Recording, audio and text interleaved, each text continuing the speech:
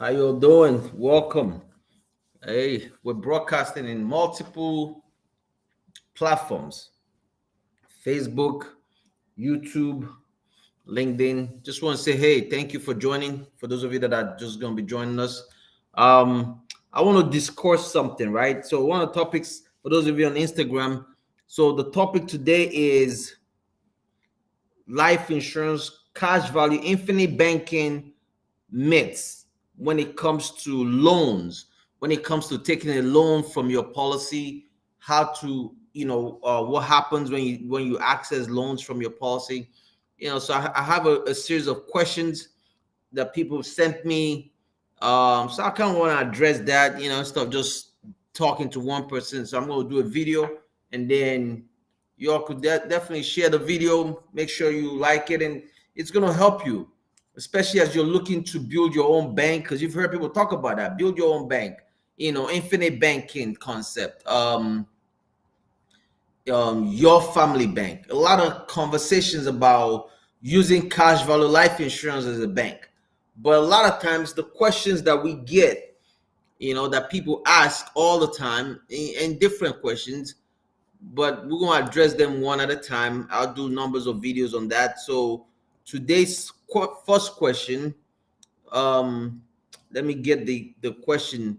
It's on: why should I take a loan from my policy? It's my policy. Why should I borrow from it? Right? So that's a question people ask. Why should I borrow money from my life insurance policy? So let's address that. That's interesting. Why should I borrow money from my life insurance policy? It's my policy. I've heard people say that all the time. Well, so let me, go ahead and I'm going to share my screen in a minute. But one thing that I want to address on that is this. Think about this for a second. When you go to the bank to borrow money from your traditional bank, right? When you go to your Bank of America, whoever, and you go take a loan from them, do you ask them, because you kind of separate them and you say, oh, it's a bank, I'm getting money, but you have money in the bank. You have your savings account for emergency. You have $10,000, $20,000 in there, but you're going to go get a loan from a bank, but you never say, why am I borrowing money from the bank? So just to kind of keep it simple for you, you're not borrowing your money. So always remember that it's not your money that you're taking from an insurance company. You're actually borrowing money from the insurance company. So it's not your dollars, it's the insurance company's dollar. Your money is still sitting in the account like you never touched it. All right. So your money is still sitting inside your cash value life insurance like you never touched it. Now, there's two ways you can take money out of a life insurance policy. Two ways. One is doing a withdrawal. The second way is accessing it in form of a loan. So if you're joining me, make sure you make a comment, like it, share, let me know you're here. I see some folks joining already. So make sure you make a comment so I know what platform your stream you're coming in from, and give us some likes and stuff like that. So again, you could do a withdrawal or you could do a loan. So when you do a withdrawal, unfortunately for those of you on Instagram, you can't see what I'm sharing, but when you get a chance, go check it out. It's on YouTube and on my Facebook page and all that good stuff. So I'm going to share a screen, and in this screen, I'm going to show you what happens when you take a withdrawal from a life insurance policy. So when you withdraw money from a life insurance, that's like going to a bank and withdrawing money from your savings account. So what that means is this. So for example, you have your savings account at your local bank, right? Inside your savings account at your local bank, what are you doing? You have let's just say you have $50,000. And, as some of you, I know, you might not have that, but that's okay. You will have it, So I like using big numbers for you so that you start getting your mind right to have those kind of monies in there. Why not? So let's say you have $50,000 in your account. Let me put this up real quick. Sorry, IG folks. So let's say you have 50 G's in your account, right? Let's put this right here. Cool. So let's say you have $50,000 in your account at your local bank, and you say, you know what, I need 20 G's to do something. I need to buy this car. I need to go purchase this car for $20,000. So you go to your bank and you say, I don't want to take a loan. See, that's another myth, right? A lot of times, most people don't want to take a loan because they feel, why should I borrow money? I have the cash. I could pay for it. I could pay cash for it. So let's understand that logic for a minute. Because, for me, I like to teach you stuff because sometimes I want to help you erase. Hey, Demetric, thank you so much for joining.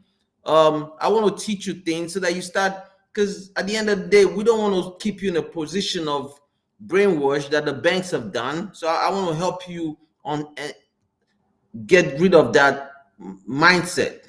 So remember, you have $50,000 in your savings account. And I know your savings account ain't earning you a lot of interest, but I'm using that because most of you have money in that account, because that's where your, maybe somebody told you to put the money, maybe a celebrity, a TV celebrity, one of those folks that are on CBS, and they tell you put money in your emergency savings account, or your so-called quote unquote financial coach. They say put about 6 months of your emergency money in your bank account. So, all right, so as you're watching this, you have this money sitting in the Bank of America, and you're getting 0.25% interest rate. So you're like, well, in 5 years, I'm only going to have $629. Now, I know a lot of you don't even look at that. You don't even look at how much you have in your account. You don't even look at how much interest rate they're charging you. That you're getting. You're so upset with them. You're like, man, this doesn't make any sense. I need to just keep it here until I find something better. But then that's it. You keep it there. They're making money. So, but look at that. It's going to take you 5 years to make $629. Let's just even break it down a lot more. In 1 year, you make $125.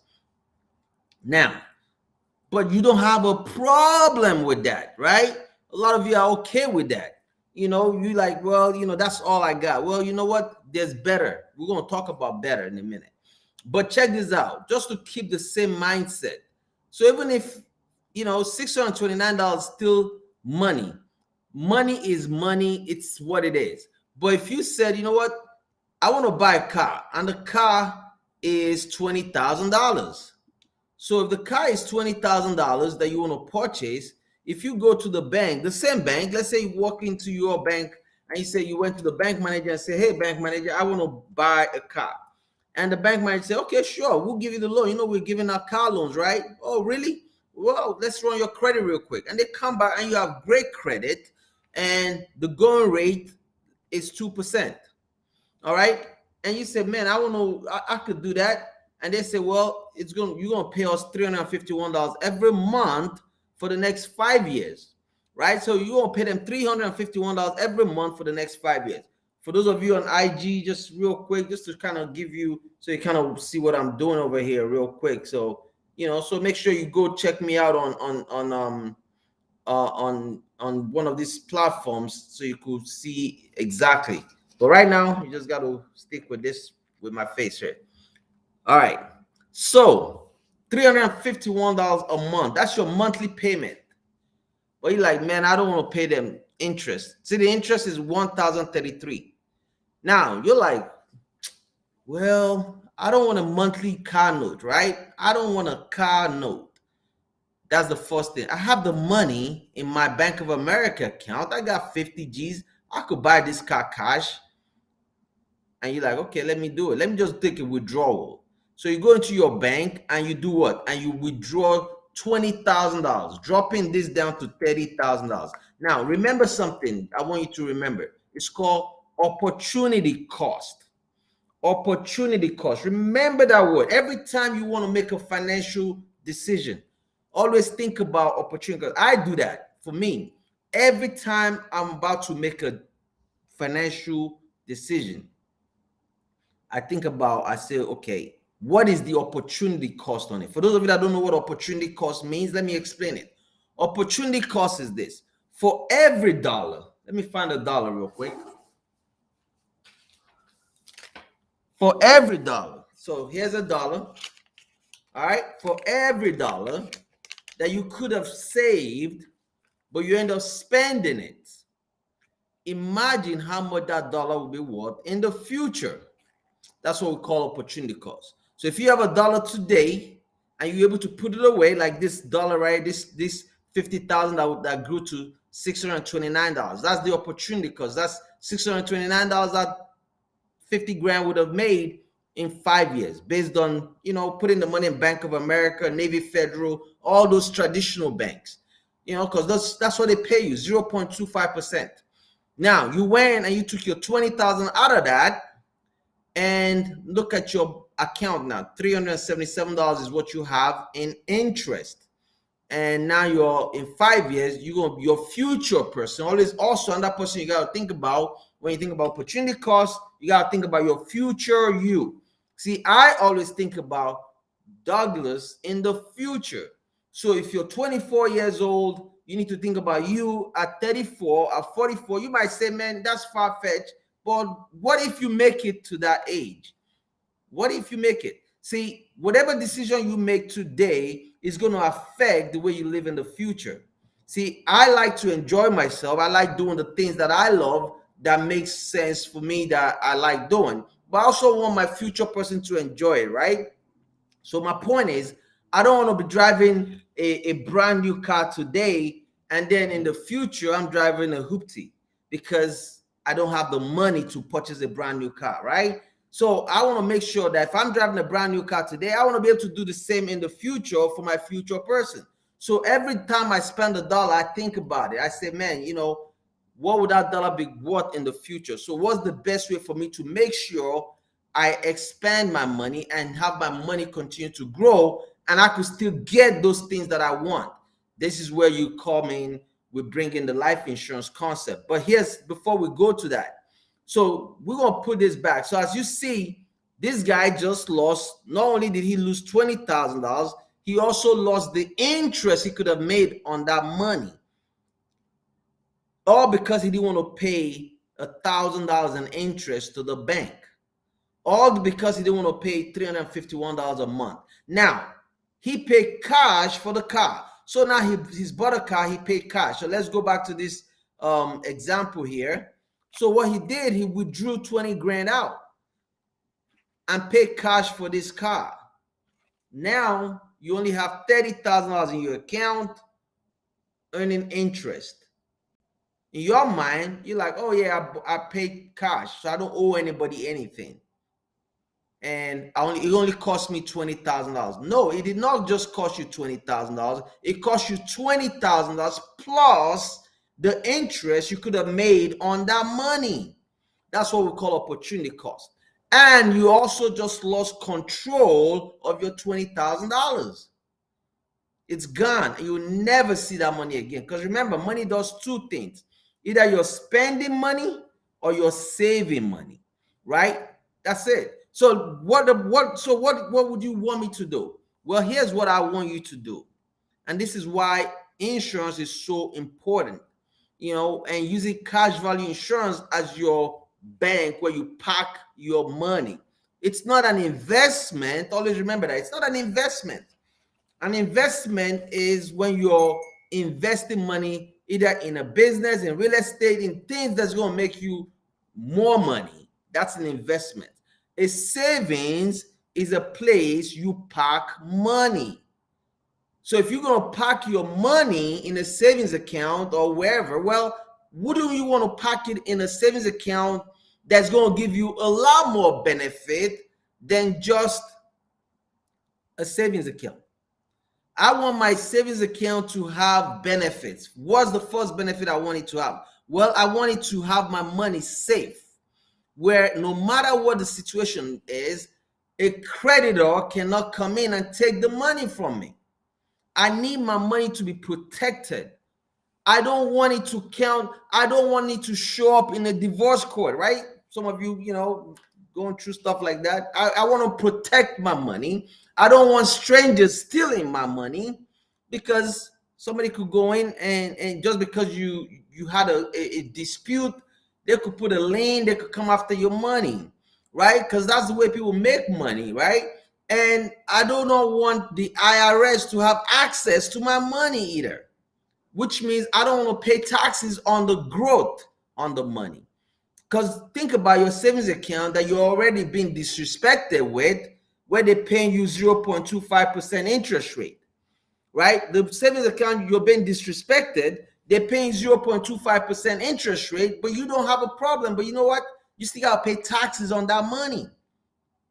But with life insurance, there's none of that. But check this out. So now with life insurance, the second benefit is the fact that you have a death benefit in there.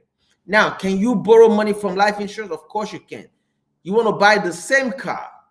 So here's the deal. You want to buy this car for $20,000. Here's the difference.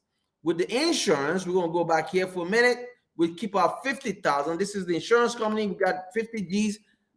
I'll use a very low interest rate. I'll use 3% because we have companies that pay that. All right, guaranteed 3%. There's something that I pay 4%. We have different companies, but I'm using 3% just to keep the critics, the folks that are always upset about life insurance, that just have no clue about how life insurance works. So I'm going to talk about those people. Because they're feeding you with the wrong information. So, but we'll use 3% just to keep them out of your ear for a minute. But look at the difference. Now, in 5 years, you're going to have $8,000 saved in your account. $8,000 in 5 years. That's how much you have in there. In 1 year, the same money, check this out. That's $1,521. That's a lot better than $125. Don't you agree? Yep. So we'll keep it back to 5 years. So 5 years, you got $50,000, 58 grand actually, because you still got your 50 G's plus the $8,000 profit that you just made. I mean, don't that get you excited just like that? Because remember, this is not it's not an investment. It's a parking garage where you park money. Now, you want to buy the car. What do? Well, you call up the insurance company and say, listen, I need $20,000. You don't have to do a credit check. There's no credit check. There's none of that question. They don't ask you anything. They don't ask you for your paycheck or nothing.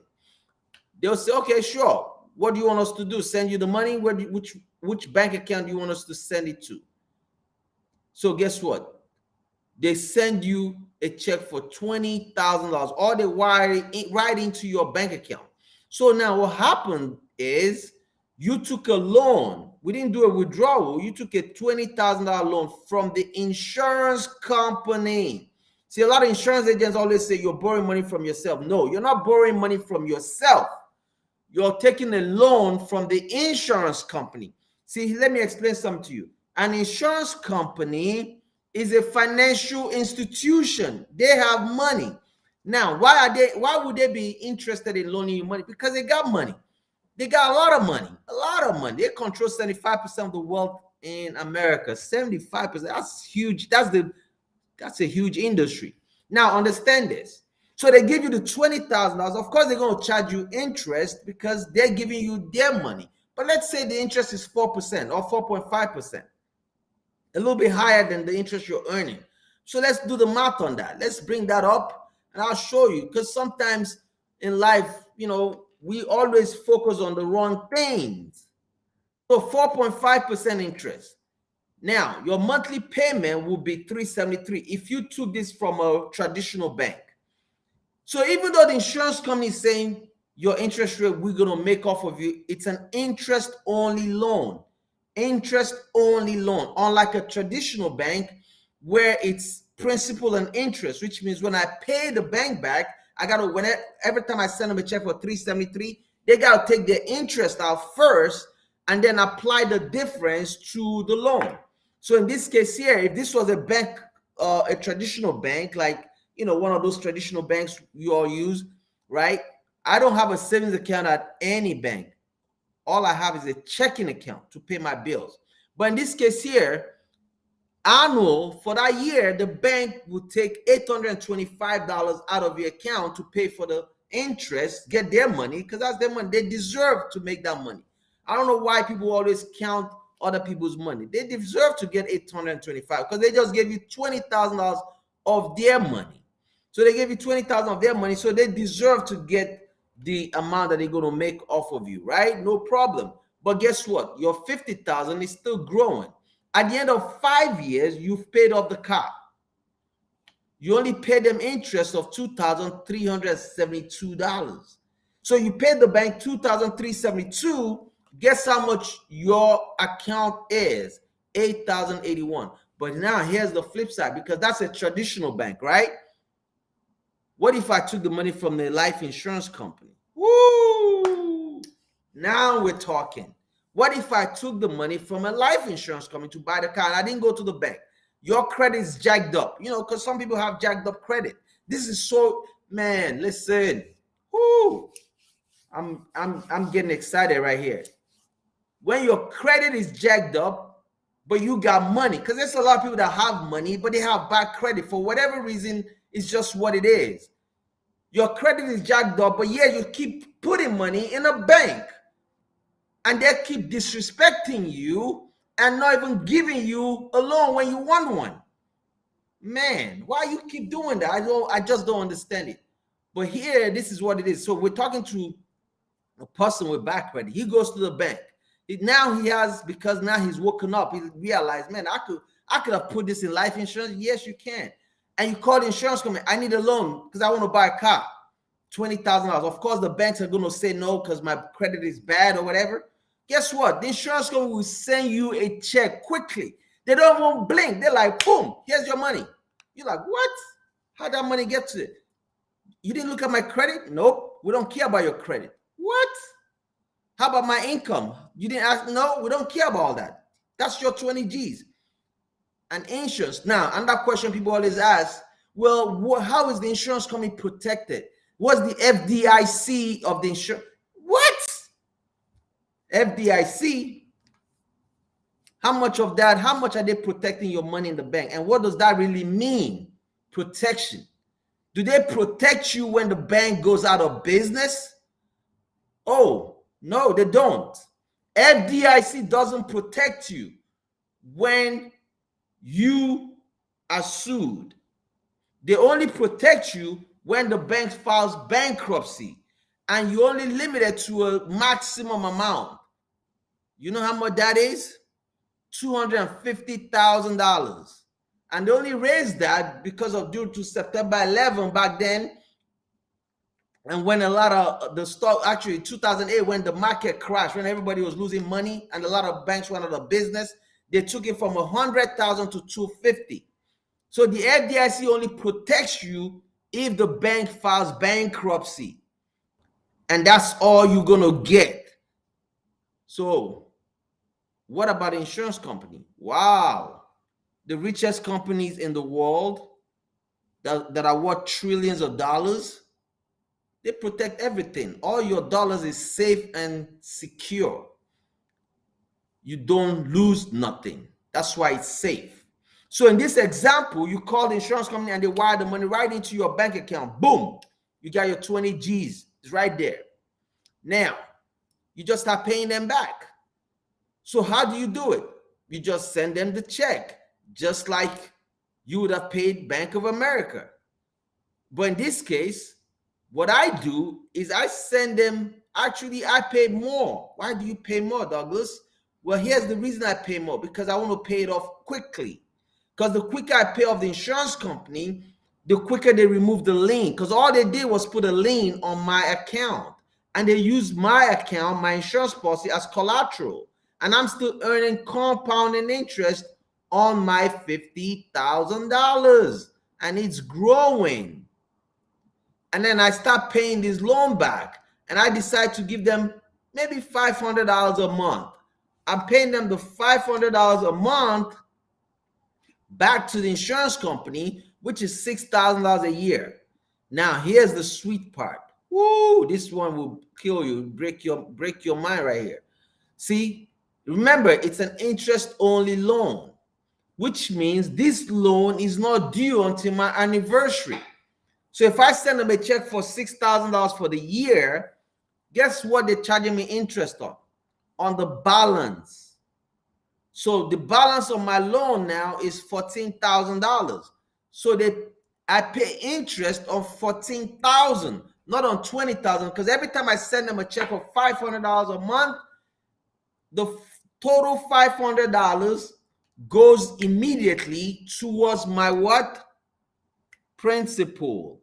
To reduce my principal. Listen, don't keep this information to yourself. Share the love. Share this with your friends. Tag 10 people you know. Share with them and say, listen, come hear some good stuff. Because I know you have money in the bank. You need to see what cash value insurance is all about. Share it.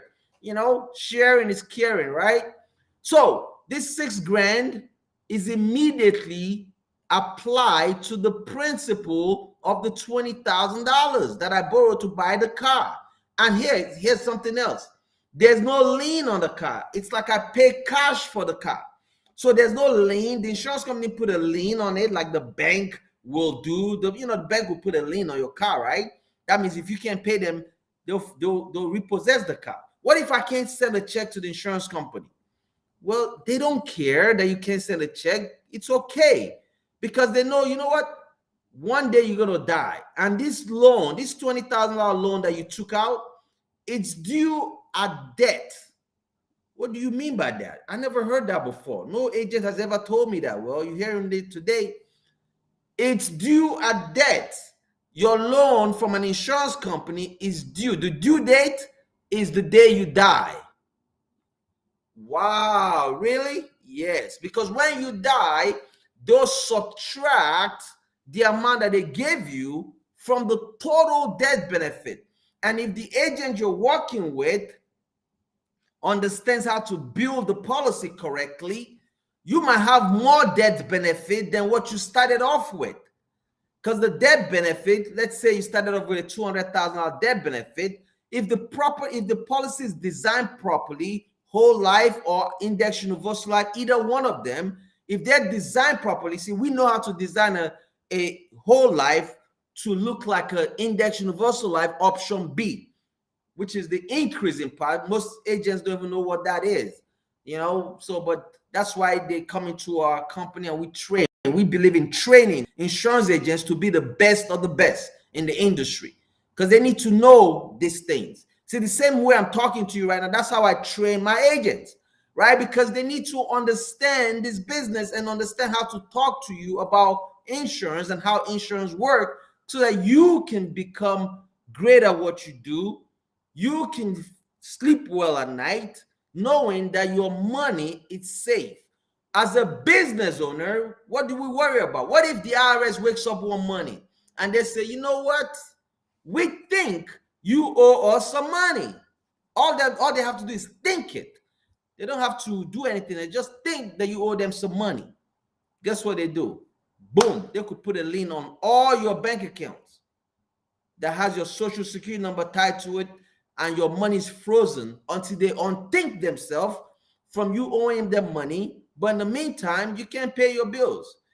But they cannot think and come in your life insurance policy and take any money out. They cannot do that.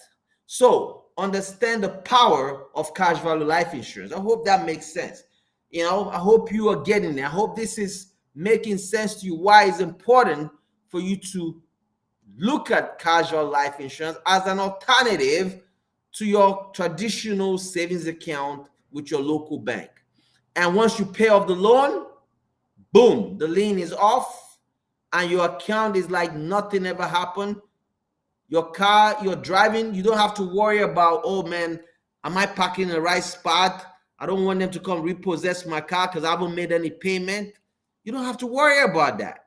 The insurance company don't want your car. You could use the same concept and buy properties. You could use the same concept and invest in businesses. So every one of you should do what? Get yourself a life insurance policy. And remember this, if you mess around and die, at least your family gets a death benefit. But make sure it's designed properly.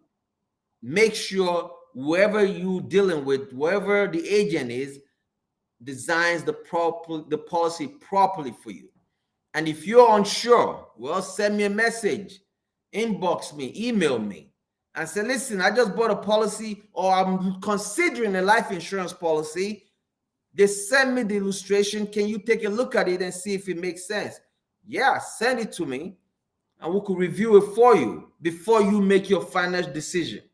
So you could have the Douglas, the cash value king stamp. I'm going to put a stamp on it and say, okay, go ahead and make it happen. If he did it correctly. If he didn't do it correctly, I'll tell you, nope, don't do it. Let me show you, let me get you something better. The next topic we're going to talk about next time, not today, we're going to talk about how do I fund a life insurance policy?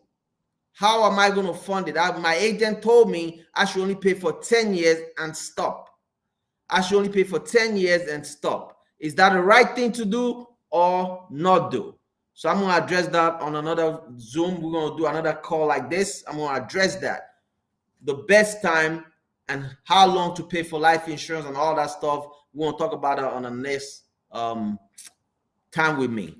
All right. So let me see if we have anyone that has any question for me. You know, for those of you, I see some of you on here. Hey, what's good, King? Yep. Hey, Demetric, how are you? Thank you for joining, folks. You are awesome. I appreciate you taking the time to check this out, because it's always a good thing, right? For you to get some little knowledge about, you know, insurance, because there's so many people speaking about life insurance today. You need to know how does it work, how does it benefit you and your family. So the most important thing is you're spending your money, you're trying to get the right answer, you're not sure what to do because there's so many information out there hitting you. So my job is to kind of help you break all those myths. You know, why should I borrow money from insurance? Thank you so much. I appreciate that. We definitely appreciate. Please share the videos with people that you know. Share that. Make sure they see it. We appreciate it so much, everyone. That's all I got, folks. You know, I don't think we have any questions. I appreciate you all. So let's see. There's no question on there. Just a lot of thank you. Make sure you share the video. For those of you on Instagram, make sure you share the video. Follow me on Facebook. Follow me on what they call it, YouTube, and you'll see this video posted on. And it's also on LinkedIn as well. All right. And have a great day. Thank you so much. See you.